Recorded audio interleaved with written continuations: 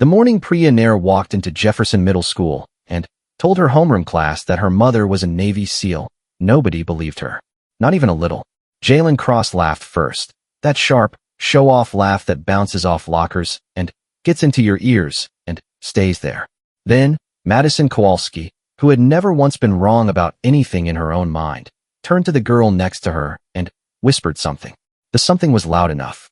Her mom's probably just a lunch lady. The class didn't explode. It didn't need to. It just settled. The way a room settles when everyone decides, without voting, that one person is not worth the trouble of believing.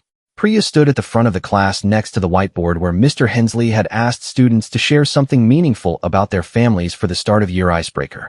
Her poster board had a single photograph in the center, printed on regular copy paper because the color printer at the library cost 40 cents per page and she'd only had $1. Her mother, Lieutenant Commander Riya Nair, stood in the photograph in full gear. Desert. Somewhere that looked like heat itself was a living thing. She wasn't smiling. She wasn't supposed to. She looked like someone who had decided, long ago, that the world was going to do what it was going to do and that her job was simply to be ready for it.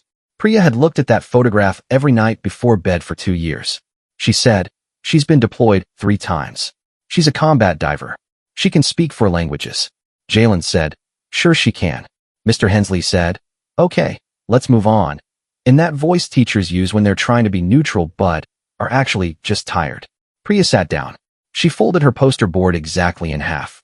Then, in half again. She pressed the crease flat with the heel of her hand, the way her mother had taught her. Neat edges. Priya, a sloppy fold is a sloppy mind. And she put it in her backpack. She did not cry. Her mother had not raised someone who cried over Jalen Cross. But something in her chest went very, very quiet. The thing about being 12 and having a mother deployed overseas is that nobody around you actually understands what that means. They think they do. Teachers say your mom is so brave and then go home to their moms. Kids either make it weird or make it a competition. My dad traveled for work once. I know how you feel. Nobody knows how you feel.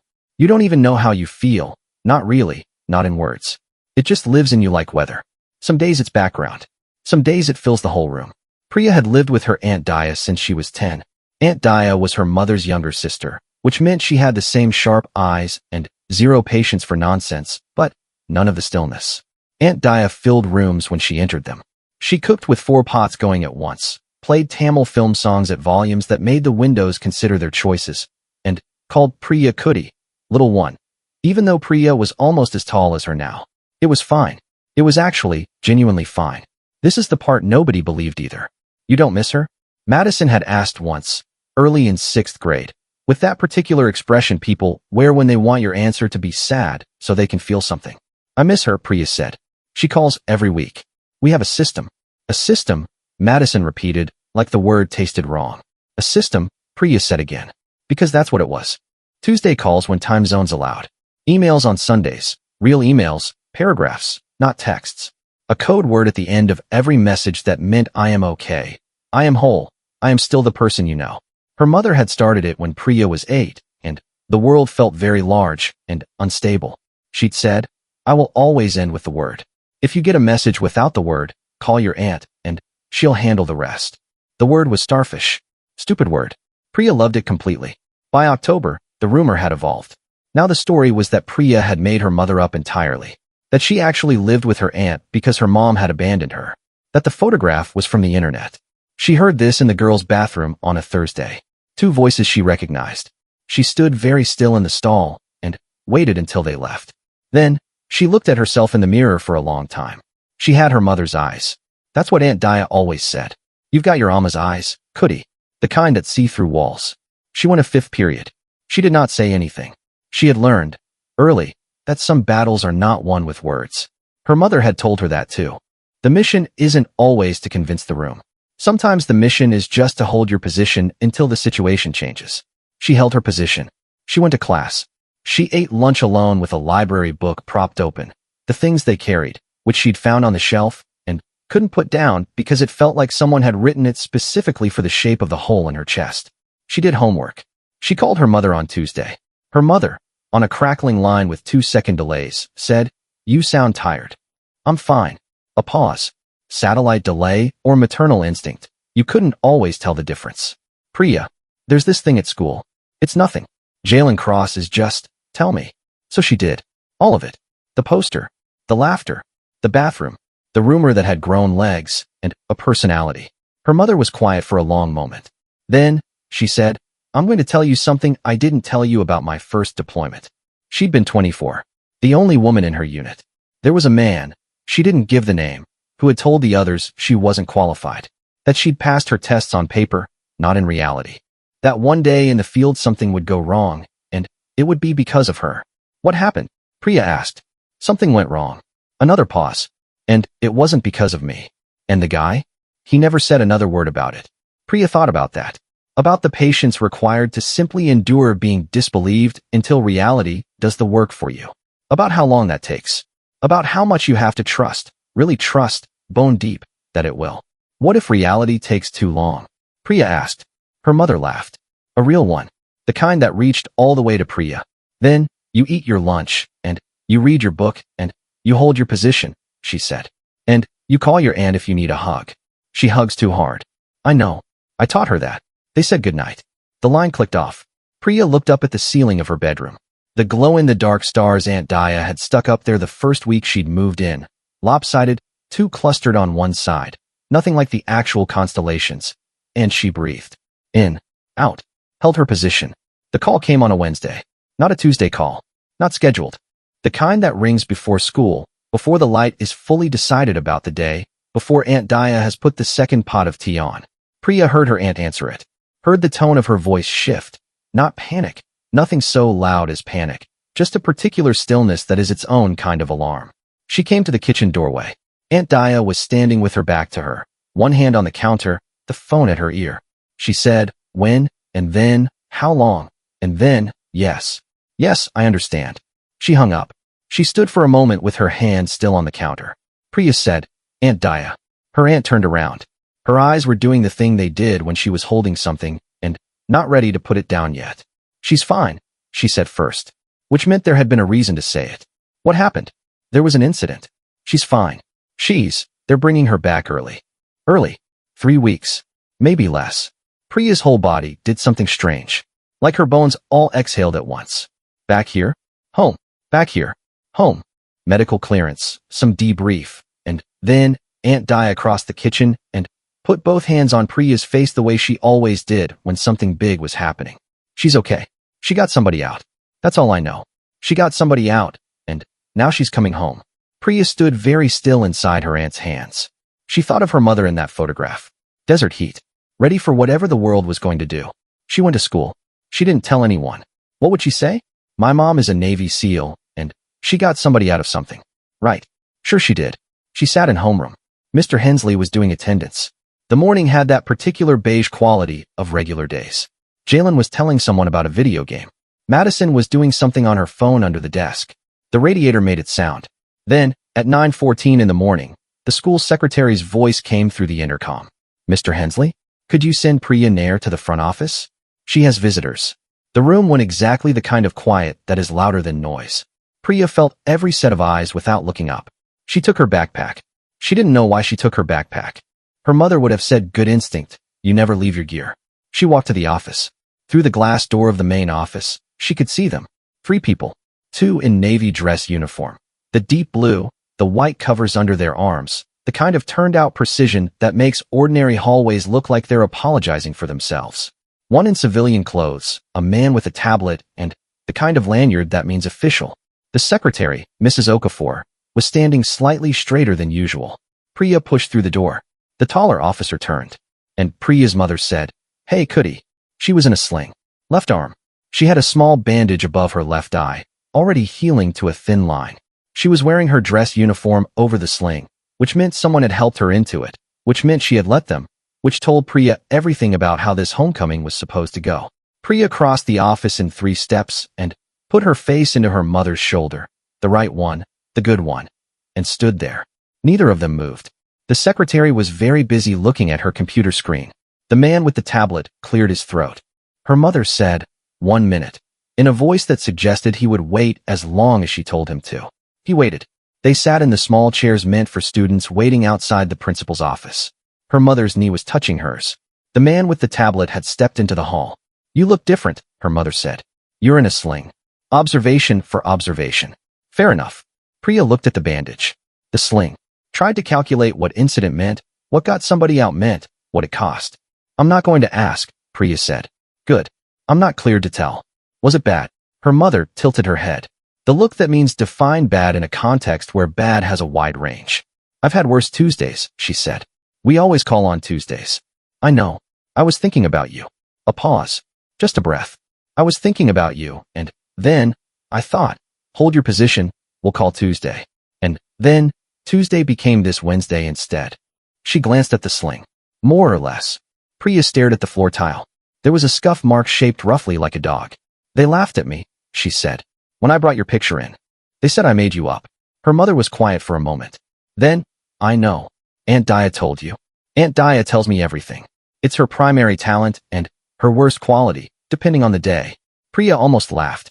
"Not quite. I wanted them to believe me," she said. "I know that's stupid. I know it shouldn't matter." "It's not stupid." Her mother's voice, steady and level as a compass. "Wanting to be believed about the people you love is not stupid. It's one of the most human things there is." She reached over with her good hand, tucked a piece of hair behind Priya's ear the way she'd done since Priya was small. "Come on," she said. "I want to meet your homeroom." Word got around the way words get around in middle schools, not gradually, but all at once, like weather. By the time Priya walked back down the hallway toward Mr. Hensley's room, there were faces at the small window of every classroom door they passed. Teachers who'd been pulled aside by Mrs. Okafor. The principal, Mr. Adeyemi, walking slightly behind them with the energy of someone who was aware he was witnessing something and was trying to look appropriately official about it. The two junior officers flanked them. Not close. Respectful distance.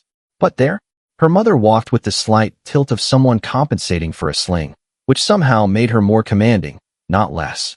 Priya had her backpack on. She didn't know why this felt important. It just did. Mr. Hensley opened the door before they knocked. He had clearly been told. He stepped aside. He said, "Class, we have some visitors," in a voice that was doing its absolute best to maintain the normal texture of a school morning, and failing completely. Priya walked in first. Then, her mother.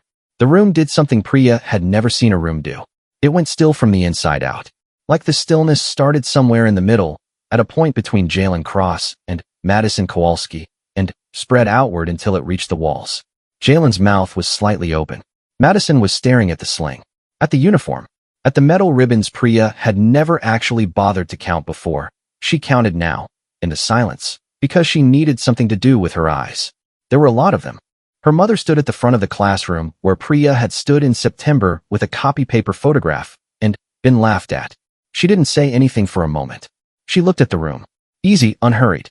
The look of someone who has held eye contact with things much more frightening than a 7th grade homeroom. "Then," she said, "my daughter tells me she did a project about our family." No response. The room was collectively incapable. "She used a photograph I sent her. From a place I can't name. Doing a job I can't describe in full."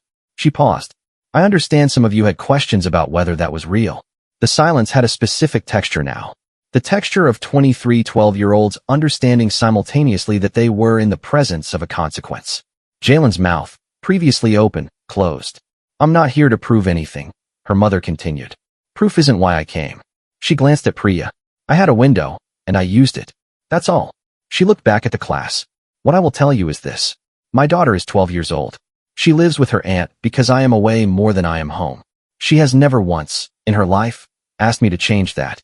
She has never once made it about what it costs her. A breath. Even. Measured. She carries something that most grown adults I know couldn't carry without falling over. And she does it quietly." She said it quietly. Not as performance. Not as pressure. Just as a thing that was true, placed in a room where untrue things had been said. "She doesn't need you to believe her," her mother said. She never did. "But I wanted to meet the people she spends her days with. That seemed worth the trip." She nodded at Mr. Hensley. "Sorry for the interruption." She stayed for 11 minutes. Mr. Adeyemi asked if she'd speak to the full school at assembly. She declined, politely, in a way that communicated the declination was permanent. The man with the tablet had something she needed to sign. The junior officers stood by the door. In the hallway, before she left, she pulled Priya aside. "Tuesday," she said. 3 weeks. Maybe 2.5. "Okay. Aunt Dia is making biryani already. I could smell it in the timeline of her messages. She started Tuesday when she found out. Of course she did. She tilted her head. You okay? Priya thought about the room. The silence. The specific shape of Jalen Cross's face when he understood.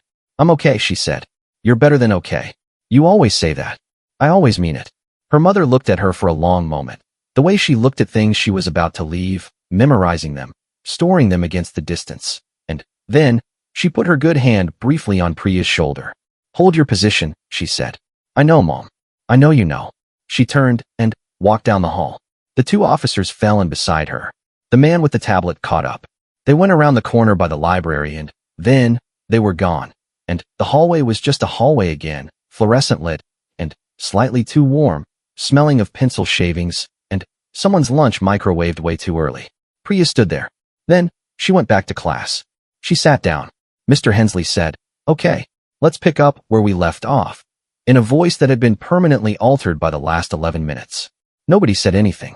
Then Jalen Cross, who laughed first, who said sure she can, who had the sharp laugh that lived in your ears, turned in his seat and looked at her.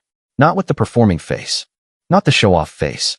Just his actual face, which turned out to be younger and less certain than the other one.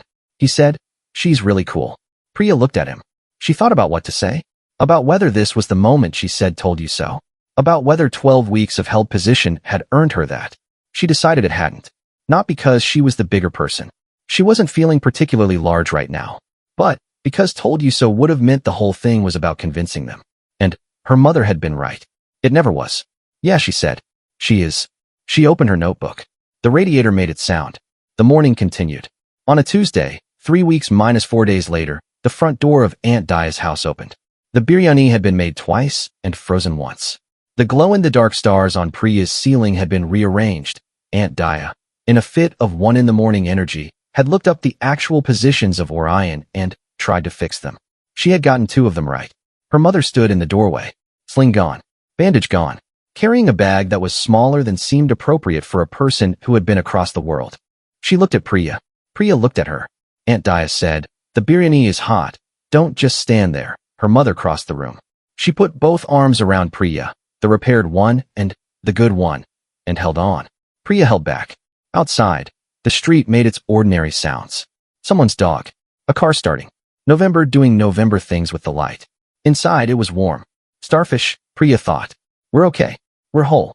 We're still the people each other knows.